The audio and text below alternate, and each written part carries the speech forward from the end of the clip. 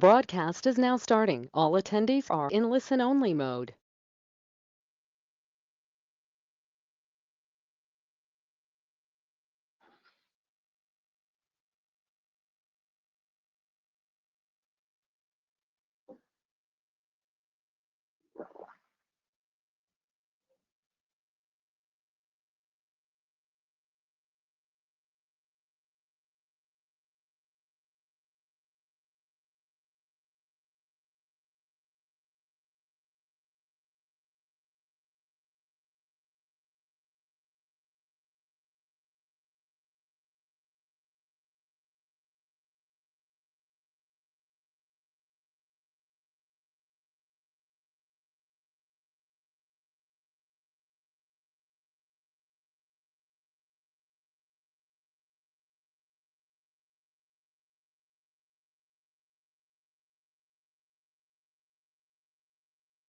Well, good morning or good afternoon now. My name is Bill Kohl. I'm a professor of epidemiology at the University of Texas School of Public Health in Austin.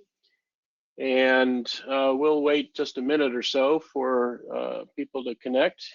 In case you are in case you're wondering where you are in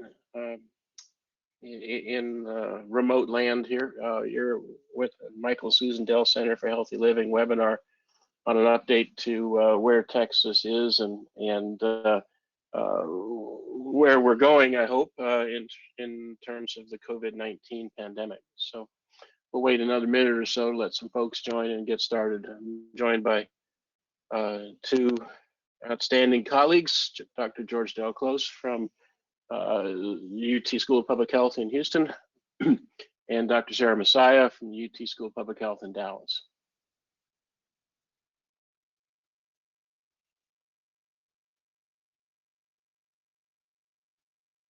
People still joining here.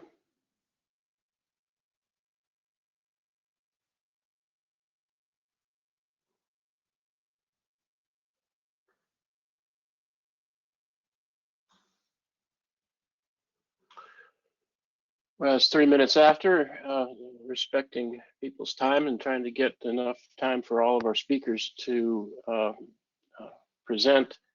We should probably get started. Again, my name is Bill Kohl. I'm at the UTHealth School of Public Health at the Austin campus. And we have the next hour today to talk about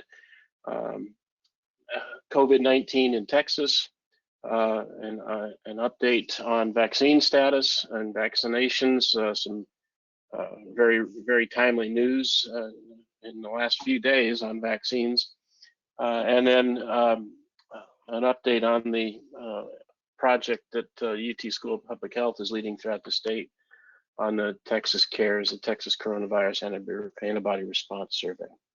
Welcome, and let's get right to it. Can I have the next slide, please, Kate?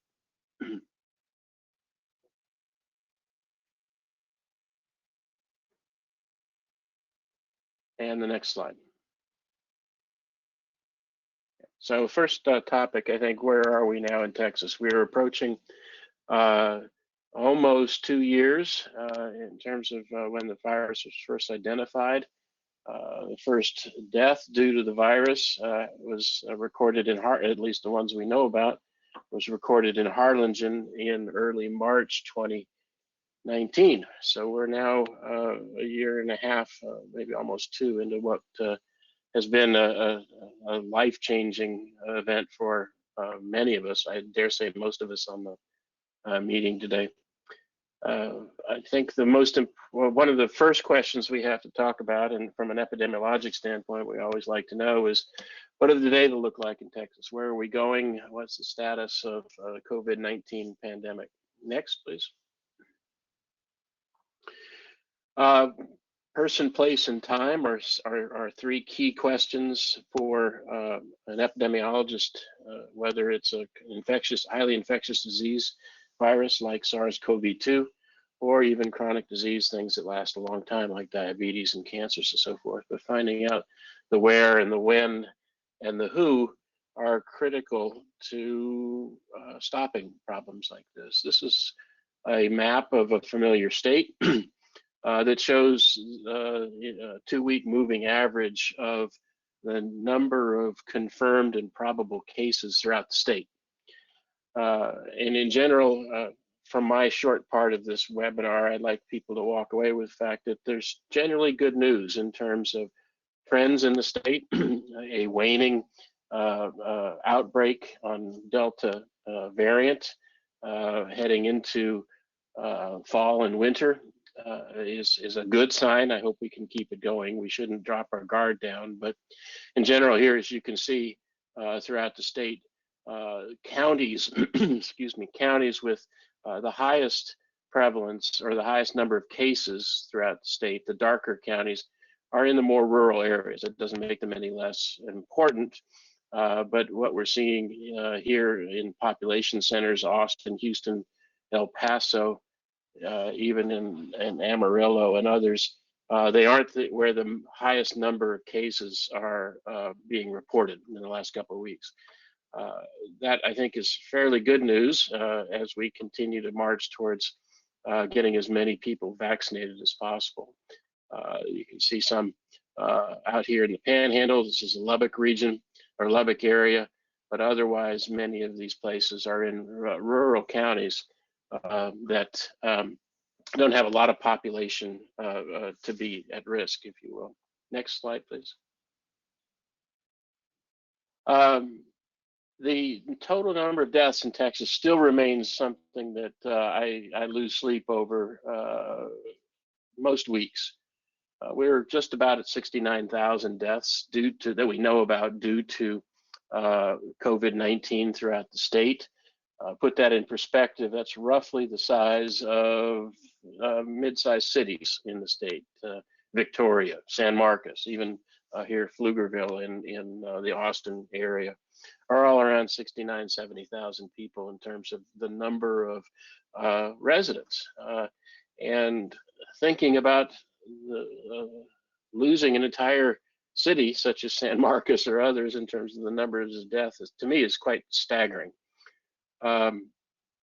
Throughout the last year and a half, almost 2 years. Here, these data I've brought forward from the Texas Tribune website, and as you can clearly see, when the first death was recorded here in late March of 2019, you can see very clearly 3 peaks. The one we're just coming off of now here in late October. As of 2 days ago, we had 196, nearly 200 deaths that are still being recorded due to COVID-19. So my assertion, and I think Dr. Delclos and Messiah will back me up on this, is we're not out of the woods on this yet. And we have to maintain our vigilance as well as continuing to promote prevention strategies as well, mask wearing and so forth, as well as vaccinations. But again, to me, it was rather eye-opening to think about losing a city the size of San Marcos in terms of the number of deaths over the last year and a half. Next, please.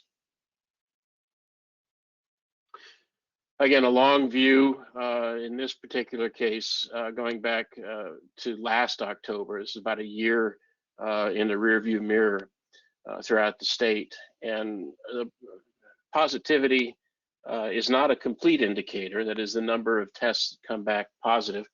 That's not a complete indicator. It's biased because of the people who seek tests. Tests are voluntary. But infectious disease specialists tell us to be able to keep control of a outbreak, or in this case, a pandemic that grips a large proportion of the population, that test positivity prevalence needs to be under 5, certainly closer to 2 or 1% to be able to contain additional future outbreaks. We're still about 10, 11% throughout the state as of the last week, I guess, top of 16th, so 5 days or so ago. Ideally, as you can see, the trend is drifting downward, as it did back in after Christmas last year, and reached a low where we thought we might be out of the woods in the summer, and then Delta variant took off, and we had this bump again throughout summer and into fall, and now all of a sudden it's looking a lot better. It's still not where I think we ideally need to be. Next slide, please. And these are the number of cases. This is throughout the whole pandemic. 0 here up until early March and started to take off. You can see clearly these 3 bumps in the total number of cases. I'm sorry, the number of, the red number is the number of deaths throughout the state. So slightly different view, but you can see the day-to-day variation. If you look throughout the state over the last year and a half, we have these very clear increases, and I think they've all added, obviously, to the total number of deaths that we see throughout the state. Next slide, please. Again, more if you aren't convinced about where the data are, these 3 this is from a screenshot from the Texas Department of State Health Services website taken this morning. These clear new confirmed cases, that's actually confirmed. These are probable cases, slightly different axis here. As you can see, x-axis, this goes back through last April. You can see very clearly these humps as well as the deaths that are associated with it. Again, the positive news that I hope we all take away from this is we're on the downward slide of the most recent uptick in cases, fall from largely the Delta variant for SARS-CoV-2, and keeping vigilant and continuing our vaccination outreaches and so forth is what's going to keep us down and hopefully get us back to this lower level where we were in early summer. Next, please.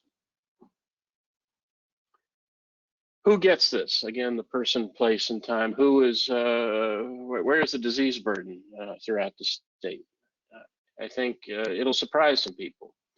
And it has been for the last 6 months or so that people between 20 and 40 years of age are carrying the largest disease burden throughout the state. It isn't old people, certainly. It isn't young people. A vast majority, if you combine these 2 age groups together, the 20 to 29-year-old people, young adults into middle age, by and large, have the highest number of cases throughout the state relative to other age groups. Men have 2/3 of the burden here in the green, compared to with women, about 37%. And race, ethnicity split up here in this other pie chart, pretty equal between people who identify as Hispanic and people who identify as white in terms of the disease burden, and the other race ethnicities, Asians, blacks, unknown, and combined or other, make up the remainder of the population. I will point out this has changed a little bit since the start of the pandemic, where a large proportion of the early number of cases and deaths were limited to people of Hispanic descent. That has evened out a little bit, so where the proportion for white and Hispanics is now approximately the same. But to me, this becomes an important target. These age groups become an important target for prevention activities, including vaccinations, including mask, social distancing, that remain our best defense still against this disease transmission. Next, please. One of the things I wanted to touch on, we originally put this together as what schools should know in terms of what people who have an interest in schools, whether they're teachers, whether they're people with parents, or people with children, people in the community leaders and so forth. CDC has published very clear guidance on the role of schools, particularly K to 12, in helping prevent disease transmission for SARS-CoV-2, or virus transmission for SARS-CoV-2, and the risk of COVID-19. You can see the URL here where the guidance is. There is no new guidance since August, when schools were starting to return.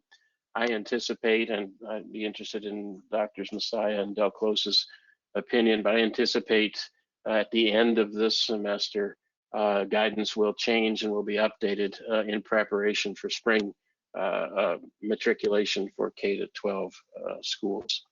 But briefly, I wanted to highlight them so that people saw the most recent guidance that CDC is able to provide. Next, please. Next, please. These will roll out individually. Students clearly benefit. That's kind of an imperative. Is it great elementary, middle, and high school students clearly benefit from in-person learning, and we have to find ways to return to in-person instruction and not just rely on remote and or hybrid instruction for this semester as well as next semester. I think that's a top priority for schools. Next, please. There's no doubt, the science is very clear, and Dr. Delclos will put, I hope, an exclamation mark on this.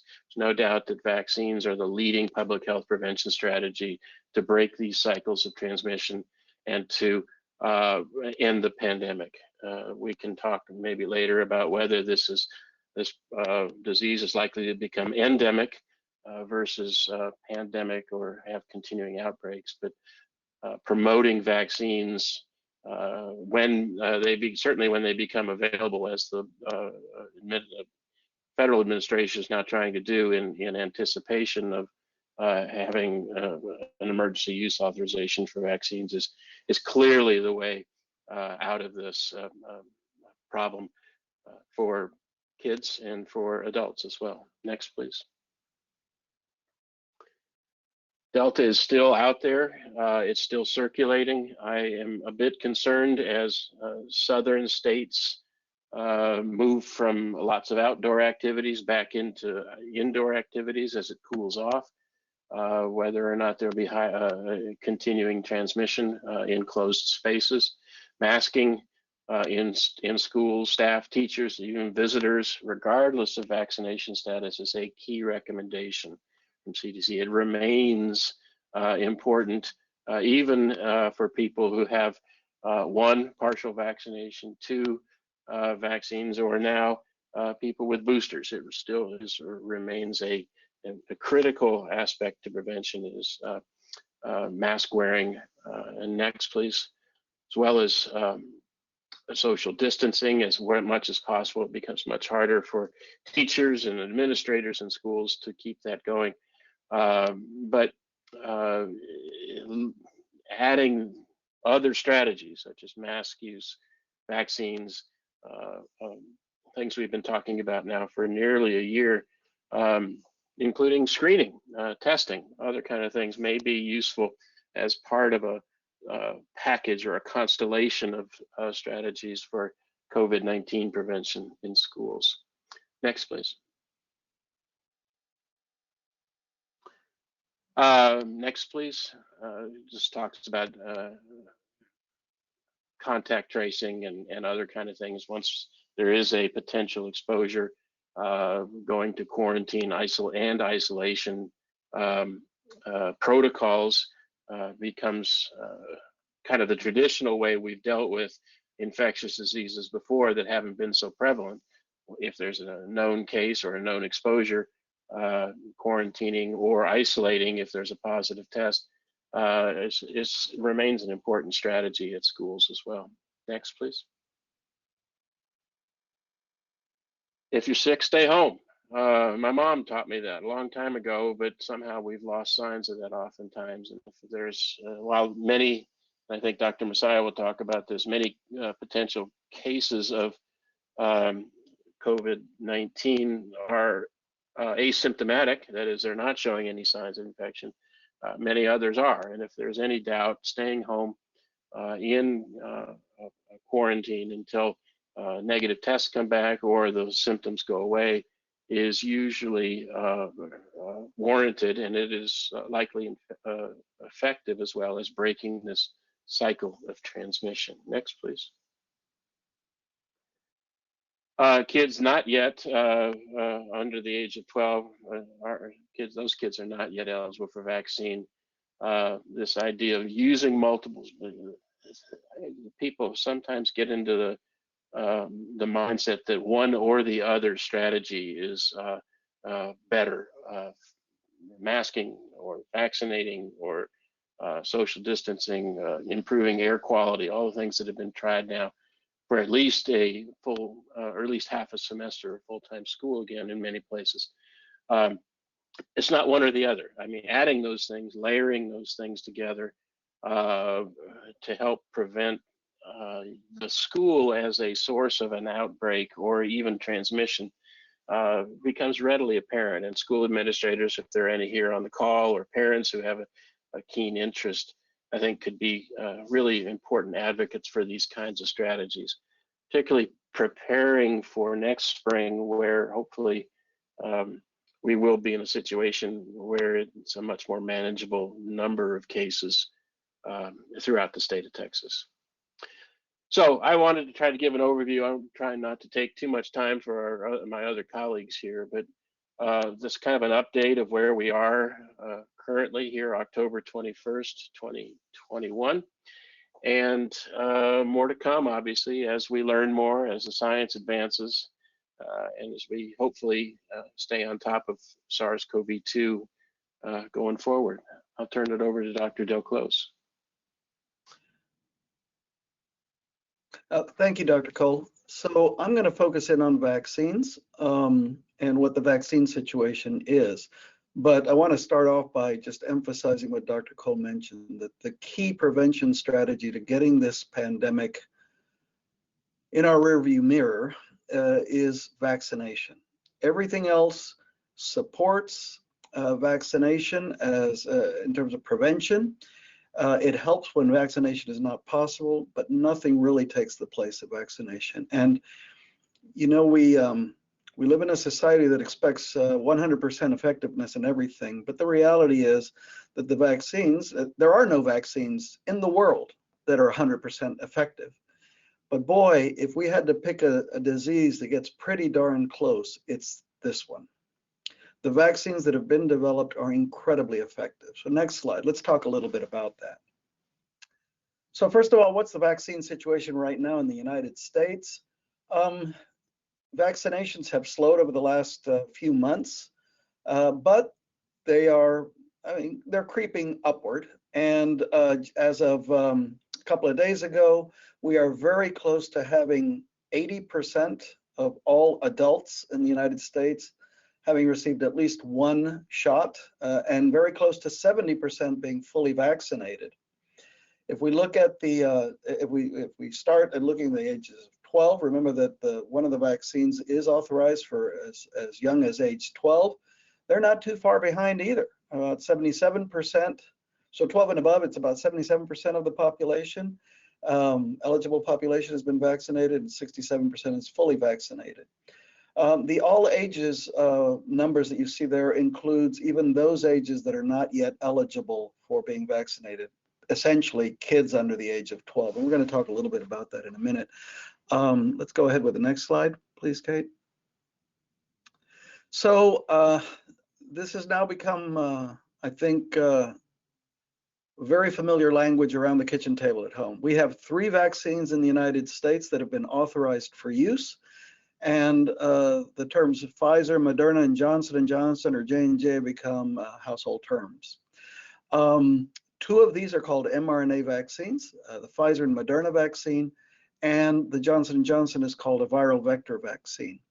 The 2 mRNA vaccines have been shown to be very, very effective once you're fully vaccinated at preventing all types of COVID, around 95%, but it's also true that we're seeing that over time, some of that protection against all infection, not serious infection, which maintains a very good level of protection, has been going down. And that's the whole rationale behind recommending boosters.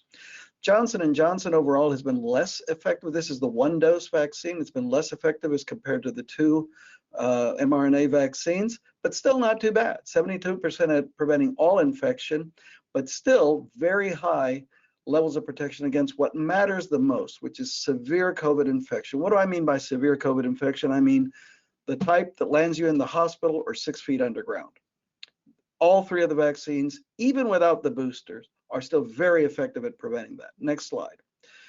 Now, in the last couple of weeks, I think we've been bombarded with information about what the FDA is doing, what CDC is doing, what they're authorizing, boosters, third doses, et cetera. So it's probably good to just very quickly review where we are with each of the three vaccines. So as we know, the FDA, which is the Food and Drug Administration of the federal government, when there is an emergency, it has the power to issue what's called an emergency use authorization. That means even before the entire approval process, which is very lengthy, the formal approval process can be very lengthy, they have a mechanism if there is a public health need to put out a certain vaccine or a certain medication, it has a mechanism. It's called emergency use authorization. All three of our vaccines, Pfizer, Moderna, and Johnson & Johnson, achieve that emergency use authorization, but there are important differences. So Pfizer is the only one that's authorized so far to be given as young as 12 years of age. The other two are 18 and above. In addition, Pfizer is the only one, because it started ahead of time, it started ahead of the others, to have gone through the full approval process of the FDA. So it has the complete approval of the FDA. And this is important because I know that one of the reasons that sometimes people have been hesitant to get vaccinated is they say, well, you know, they've got these vaccines and they're only approved for emergency or authorized for emergency use. I'm going to wait until they're fully approved. Well, guess what? We've got one, and it's Pfizer. And the other two are soon to follow because they have filed their paperwork. Now, there's been a lot of talk about boosters. And one thing that's important to understand is, even though they may sound the same, there is a difference between what's called an additional third dose and a booster dose.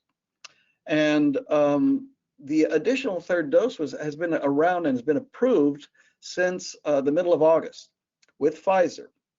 And these are, as well as Moderna, these are additional doses that are given to people who have some underlying condition that may limit the ability of their body to mount a defense, to mount sufficient antibody response or other type of immune response.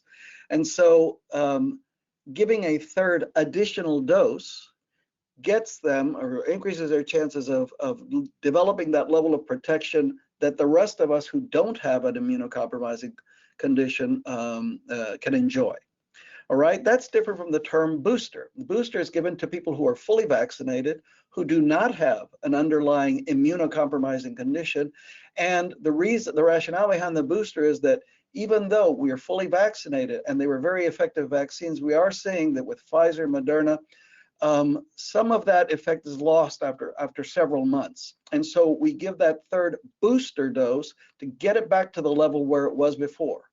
So one group, the immunocompromised folks, didn't have that level of protection to begin with, and so you give the third dose to get them to where they should be, and the booster dose is given to people who don't have those conditions to get them back to where they were in terms of good protection.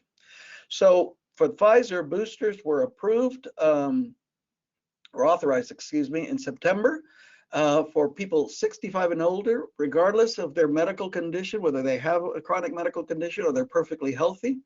They're authorized for ages 18 to 64 who have some underlying condition like diabetes or heart disease or lung disease that puts them at risk of developing severe COVID if they are to get COVID, the type that lands you in the hospital or dead, as well as certain occupations who, by virtue of the type of work that they do, put themselves at risk of acquiring COVID. So typical examples are teachers, healthcare workers, grocery store workers. All of these can receive a booster. And then Pfizer has submitted its paperwork to get authorized for the youngest age groups, age 5 to 11. We'll talk about that in a second. Next slide. With Moderna, where we are right now, Moderna is the other mRNA vaccine. It is under an emergency use authorization for ages 18 and up. Remember, Pfizer's 12 and up. This is 18 and up. It has submitted its paperwork to the FDA for full approval. It was authorized back in August of this year to be given as an additional third dose for people with underlying immune compromise. And as of yesterday, it is now authorized by the FDA to be given to the same categories as a booster as the Pfizer. So ages 65 and older, regardless of your health status, ages 18 to 64 who are at high risk of getting severe COVID, and those occupations at risk like teachers and healthcare workers. So identical now, as of yesterday. Now, both Pfizer and excuse me, not Pfizer, the Moderna is still pending the last step, which is the review not by the FDA, which has already done its work, but by the Centers for Disease Control and Prevention, who are meeting today. And so we will probably hear their recommendation, which is very likely to agree with the FDA recommendation, probably later today or tomorrow. Next slide. Johnson & Johnson, remember that it was authorized about a little over 2 months after Pfizer and Moderna had been authorized. So there's a lag period there that also explains why it is not at the same level of approval as the first two vaccines. But nonetheless, it's also under an emergency use authorization for ages 18 and up. And again, as of yesterday, the FDA authorized it to be given as a booster, but there are important differences. And one of them is remember, Johnson & Johnson is a one-dose vaccine. So people who have received Johnson & Johnson are now eligible for a booster as soon as 2 months after they got their first Johnson & Johnson dose. And here it's authorized for ages 18 and older, no questions asked. So if you got Johnson & Johnson and it's been more than 2 months since you got your booster, you are eligible to get another Johnson & Johnson dose. But the interesting thing is, again, as of yesterday, FDA also said, you know, up until now, we've always been saying that you should get the same vaccine for your first dose, your second dose, your booster dose.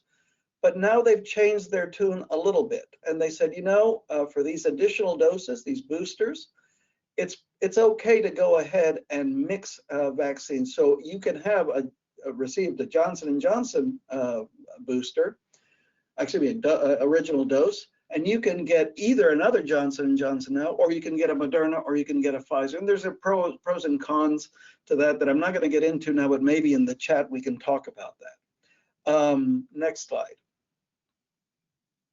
So where are we with the kiddos that are 5 to 11 years of age? Well, as Dr. Kohl mentioned, right now it's only 12 and up, and the youngest kids, the 5 to 11 group that go to school, are still not eligible for vaccination. But that is going to be changing probably in the next 2 weeks. Why? Because Pfizer, which is the only vaccine that has submitted paperwork for for this age group to the FDA, their data is going to be reviewed next Tuesday. Similar to the way it was handled with boosters, they're going to get together, the advisory board to the FDA is going to get together, they're going to make a recommendation to the FDA leaders, and then they're going to accept them or not accept them, and then it'll go to CDC for the same process. So it's very likely, y'all can read through this slide, but basically if you look at the different dates that the different groups are meeting, it's very likely that probably around maybe as early as the first week in November, or shortly thereafter, we will be able to start vaccinating children in the 5 to 11 year age group, which is phenomenal. You've probably heard that the White House, it's not that they're jumping the gun this time, but since this is a major undertaking, and because the doses of the vaccine are a little bit different than those given to adults, they are already gearing up to being able to get out there as soon as the CDC gives its blessing to get out there and start vaccinating about 28 million kids that fall in this age group. Next slide. Okay, vaccines. I'd like to talk just briefly about distinguishing between side effects or discomfort, as I call it, and serious adverse events, because that's what a lot of people who are hesitant to get the vaccine, and especially now they're considering that their kids will be eligible for the vaccine, that they're worried about. So when I talk about side effects or discomfort, I'm talking about the immediate reaction that one has to this vaccine, which is very similar to discomfort that is experienced with other vaccines. I think all of y'all that are parents out there probably remember that when your babies were taken for their first sets of shots, and it was not uncommon for them to be a little bit fussy the next day, have a little fever, maybe feel discomfort. This is the same thing. So these things, you can read what the lists are. I think we're all by now familiar with them. But the bottom line is these are signs of the body doing what it's supposed to do, which is generating antibodies and an immune response to the disease that we want to control. And all of these side effects typically disappear within 24 to 48 hours, and you go back to normal. That's different. Next slide. That's different from severe adverse reactions, which I'll talk about in the last slide. Okay, couple of data. So a little bit more data. Dr. Kohl presented information on the number of confirmed cases, but I'd like to hone in on the subset of people who get COVID infections that are classified as severe. Severe being defined as either resulting in hospitalization or resulting in death or both. When we look by age group, there is no question, and here the group, the dark blue line at the top is the oldest age group, and the yellow line at the very bottom is the youngest age group, under 18, and that includes babies and children. There's no question that children under the age of 18 have a much lower risk of being hospitalized should they get COVID. Next slide. Not only do they have a lower risk, but if you look at the deaths by age group caused by COVID, as of a few days ago, same deal. Children under the age of 18 it is very unusual for them to die of COVID. It's not impossible, and there have been, and one death to me is too many deaths in a baby or in a child. But compared to other age groups, there's no question that children who get COVID are less likely to die from it as compared to older age groups. Next slide. So these data ask us, well, you know, if kids tend to have mild disease and they don't get severely ill, although it's not, that's not 100%, why should we even be talking about vaccinating them if severe illness and death are low in these groups? Well, let me give you some reasons. First of all, even though they may not get severely ill, children can become infected. They may have very mild disease, or even, as Dr. Kohl was mentioning, asymptomatic disease. In other words, they don't even manifest the disease, but they are still capable of spreading it to others. So this is the grandma argument that I call it. They can still transmit it to grandma, to the grandparents, to their parents, to those, especially the older members of the family who have had to be deprived of being with their grandkids for a good chunk of this pandemic and are now able to meet with them again. If we don't vaccinate these kids, they are at risk of acquiring the infection. Now, granted, we've done a stupendous job of getting older family members vaccinated. Well over 96% of the US population ages 65 and above are now at least partially vaccinated. But if you're not vaccinated and you're older, you are at risk of acquiring severe COVID from transmission from one of your grandkids. Next slide. Second, some people say, well, I'll just go with the natural immunity. If I have COVID, or if my child gets COVID, they're going to be protected because they had COVID. They're going to be protected from reinfection. And that's true to an extent. So having COVID does confer some protection against getting it again, but it's not permanent. And it's not anywhere near the level of protection that you get if you are vaccinated. And we have heard a lot in the last few months about reinfections among people who had previously had COVID. So that's another argument to get vaccinated, even if you've had COVID. As a matter of fact, there's very good data that suggests that if you had COVID and on top of that you get vaccinated, fully vaccinated, you have a tremendous boost in immunity and resistance to COVID. Next slide, next point. So other reasons for getting kids vaccinated, and this is especially important because, again, the 5 to 11 age group vaccination approval is around the corner. It can decrease the likelihood of complications and serious adverse outcomes. So the next several bullets apply not only to kids, but to adults who are not yet vaccinated. And these are arguments that we have, I think, to convince folks who are still hesitant of the importance of getting vaccinated. So if you compare somebody who is fully vaccinated to somebody who is not vaccinated or fully vaccinated from getting infection, the vaccines are very effective at preventing that. They're not 100%, But if you're fully vaccinated, you're 4.5 times less likely to get infected with COVID than somebody who's not vaccinated. You're 10 times less likely to get hospitalized if you're fully vaccinated and get COVID.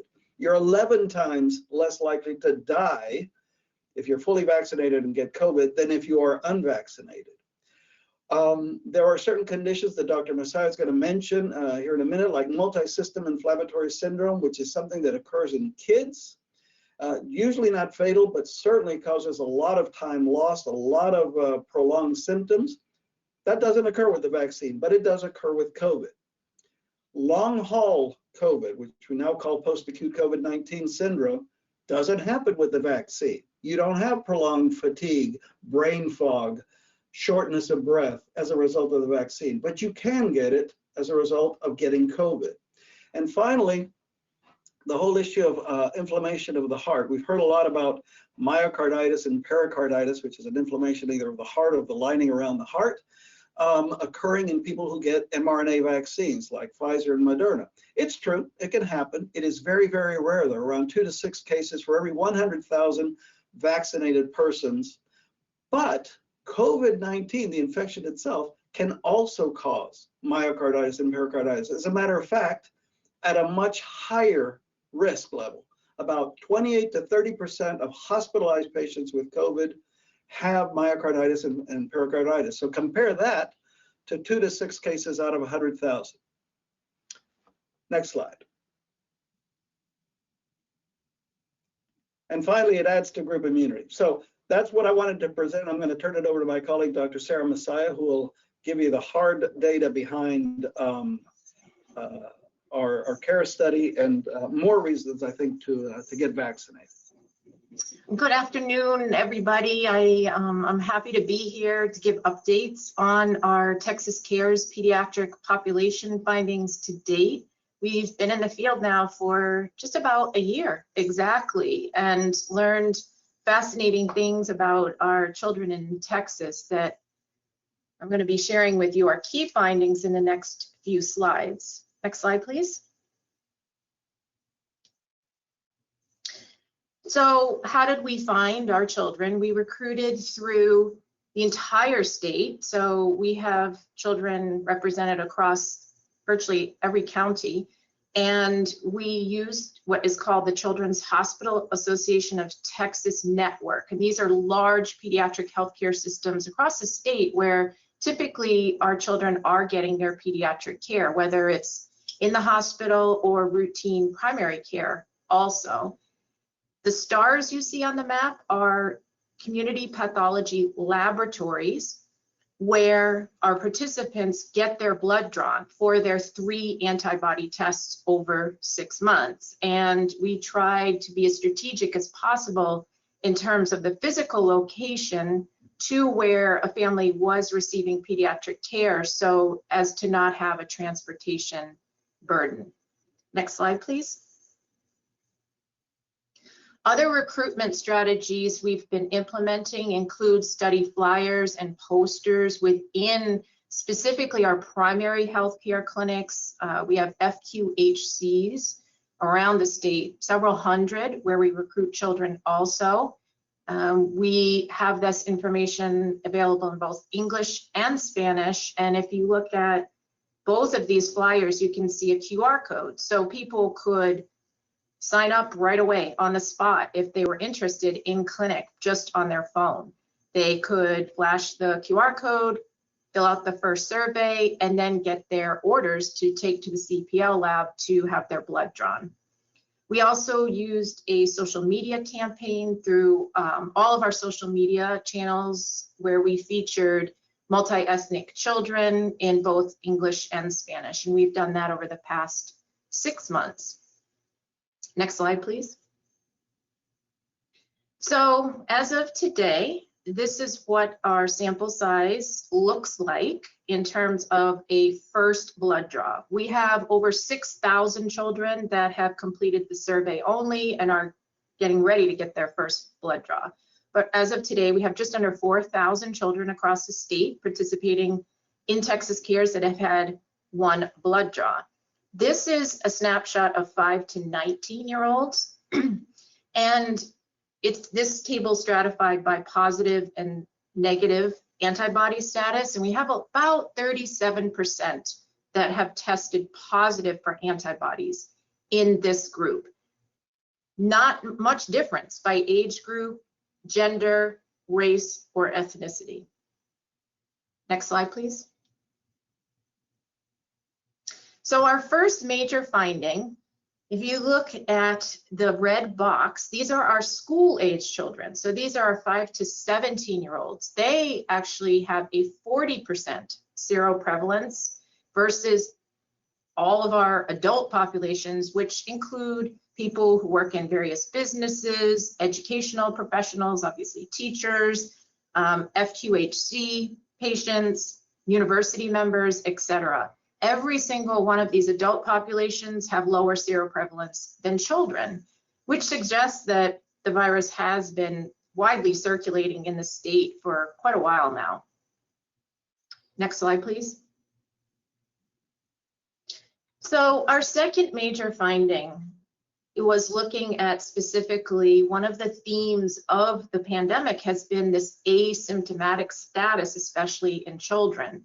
And we know as of about July 1 this year, Delta became the predominant variant in Texas. So we were really interested in looking at, well, how did the disease present in children during Delta, now versus before Delta? Was it any different? And in fact, we have found it is slightly different. Before Delta, we had a little over half of children that reported being asymptomatic but had antibodies, versus during Delta, we've had just a little bit less than half that have said that they had any symptoms of infection. Also, Delta has produced a little bit different symptoms too, in that the most predominant symptom reported is congestion or runny nose, versus during Alpha or pre-Delta, it was headache. But in general, the top 4 symptoms reported are headache, fatigue, congestion or runny nose, and fever or chills. Next slide, please. So our next major finding was that both pre-Delta and Delta, children are more likely than adults to have antibodies. Now, for those of us who work with children, this may not come as a big surprise, but remember, very early on in the pandemic, it was hard to get testing, especially for children, because they weren't symptomatic.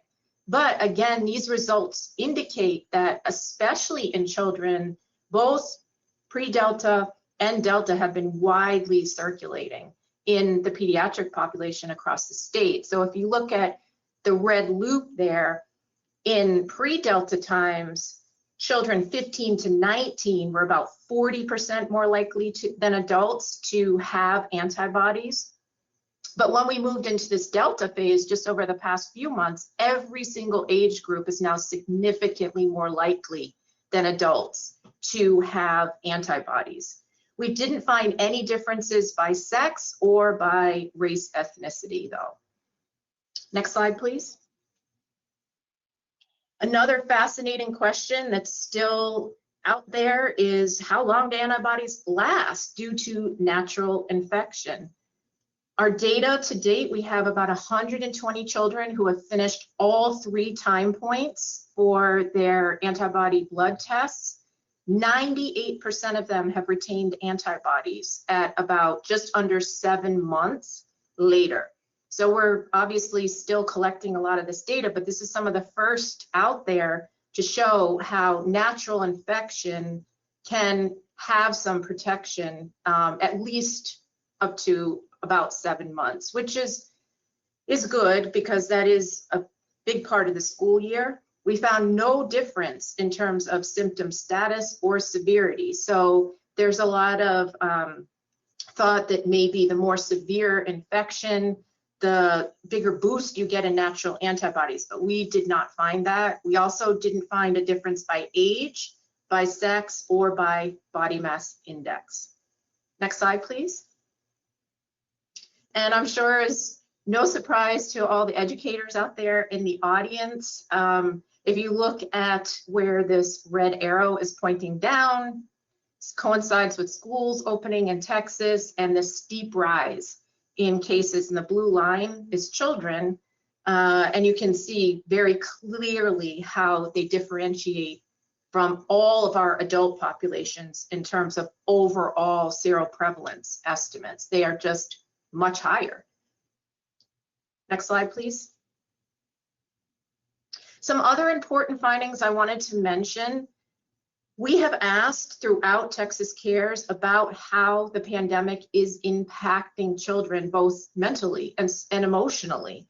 And it's quite striking in that we've stratified by both positive and negative antibody status, and neither one is really good news in that about half to 40% of families are saying that their child hasn't been impacted at all. And this clearly has implications for post-pandemic recovery. We need to be thinking about how this pandemic has impacted children and getting them turned back around. Next slide, please.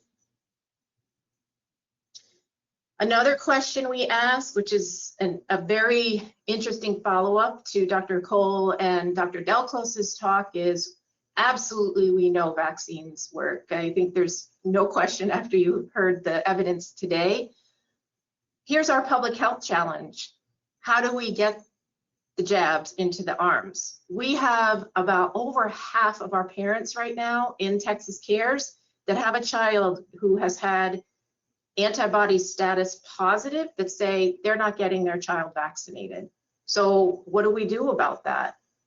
They think maybe natural infection is good enough, but as Dr. Delclos said, the vaccine can add protection to that. So what do we do as public health professionals to make sure that this happens, especially as younger children come online in the next few weeks for the vaccine?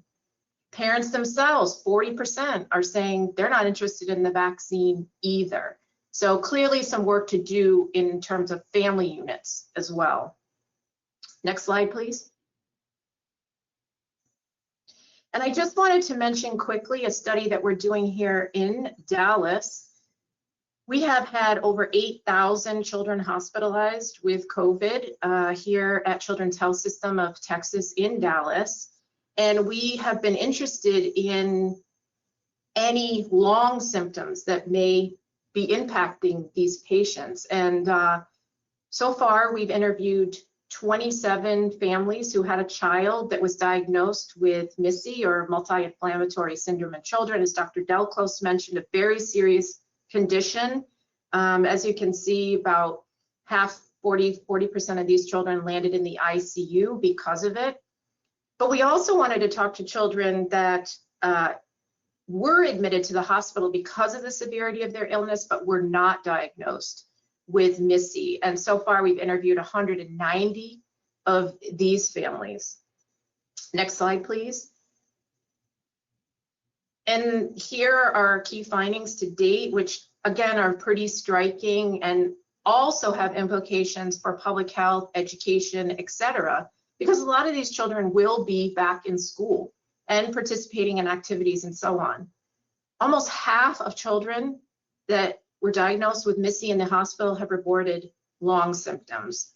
And almost 1 in 4 of those hospitalized with COVID have reported long symptoms. The main ones are headache, fatigue, and brain fog, all which can obviously impact learning, academic performance, and so on. So we really need to think about what resources are in place to support these students and these children. MIS-C children are 3.5 times more likely to have long symptoms than other hospitalized children. Prior hospitalization, age, sex did not predict any long symptoms. However, we did find very interesting and striking ethnic disparities, and that Hispanic children were 3 times more likely, and non-Hispanic Black children 6 times more likely, both than non-Hispanic white children, to report long symptoms. So obviously more work to do here, but a group of children, a subgroup that we need to be thinking about again for post-pandemic recovery. Next slide, please. And I just wanted to end by thanking very graciously all our partners in Texas Cares who none of this work would have been possible. They've been incredible, and we partner with the state health department, obviously across every campus in the school, Children's Hospital Association of Texas, and many, many other associations. And I will stop there.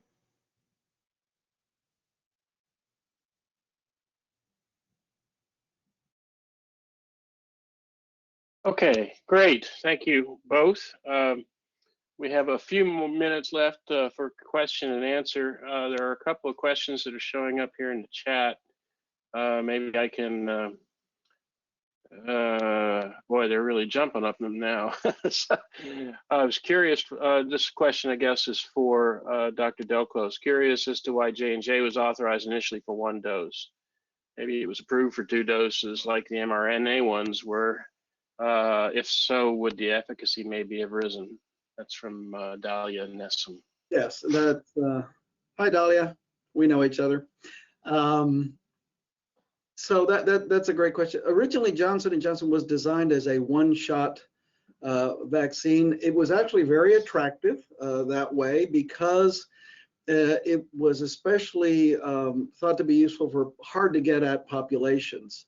In other words, for example, people who you might not, or you might worry about would not come back for a second dose. So the homeless, for example, was one. And when they did their clinical trials, most of the people in the clinical trials were in that 1 dose arm.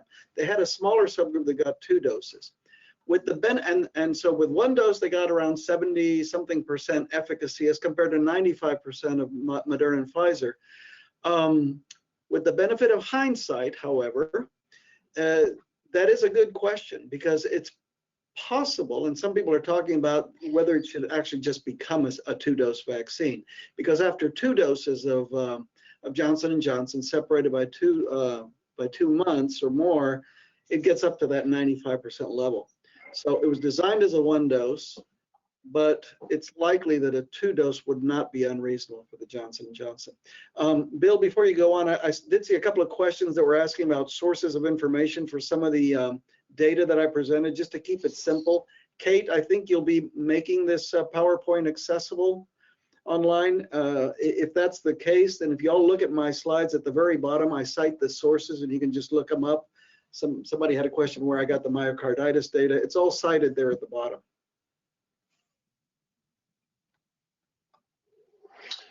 Great. Dr. Messiah, the question here about, I'm trying to be respectful of time, but also go across a wide range of things. What do we know about long COVID or post-COVID syndrome in the under 18 age group? That's what we're working on now. We don't know a lot. And we don't know a lot about hospitalized versus non. There may be a group of children out there that didn't get sick enough to be in the hospital, but are reporting lung symptoms. And we are interviewing that group too. So much, much more to be learned here. I think there's definitely a group though that we need to pay attention to. Certainly there is an adult, so we wouldn't think it would be any different in children. Mary Harrison, Dr. Delclos is curious about the vaccine effects on the immune response to other infections. How does the SARS-CoV-2, any of the vaccines, I mean, 2 are delivered through mRNA, and the J&J's got another delivery vehicle, but a question about whether or not the SARS-CoV or the COVID-19 vaccine might affect immune response to other infections, and whether or not there's been studies of long-term side effects. Okay, so the COVID vaccine, the COVID-19 vaccine is designed for COVID-19. COVID is a virus that belongs to a group called coronaviruses. There are 7 different types of coronaviruses. They've been around forever. Some of these, as a matter of fact, 4 of the 7 are among the different causes of the common cold. it does not appear that the current vaccine offers protection against other coronavirus strains, and certainly not against the flu. You still have to get a flu shot if you want to be protected against the flu. But one of the things that's made it difficult to really study that is because all respiratory infections have gone way down during the pandemic because of the additional measures that people were taking, not masking and not congregating. So for example, flu, which we, every year we try to vaccinate against, was barely present in this last season. And we'll see how it goes this year because people were staying home and staying away. So it was not designed to cover more than just COVID-19. Maybe it has some beneficial effects on other viruses, but that data are not in. And with respect to long-term side effects, well, we now have several billion people in the world who have been vaccinated starting back in December of 2020. And to date, and that's a huge sample size. And to date, there appear to be, these vaccines appear to be incredibly safe and not leading to any long-term side effects. If you define long-term as, the experience of a little under a year right now. As time goes on, we'll look at that. But what we do know is with experience from previous vaccines is that have resulted in long-term side effects. If you're going to have a long-term side effect, let's say there were certain types of the flu vaccine in the 1970s that could cause stuff. Most of those long-term side effects manifested themselves. They appeared within the first 2 months after getting the vaccine.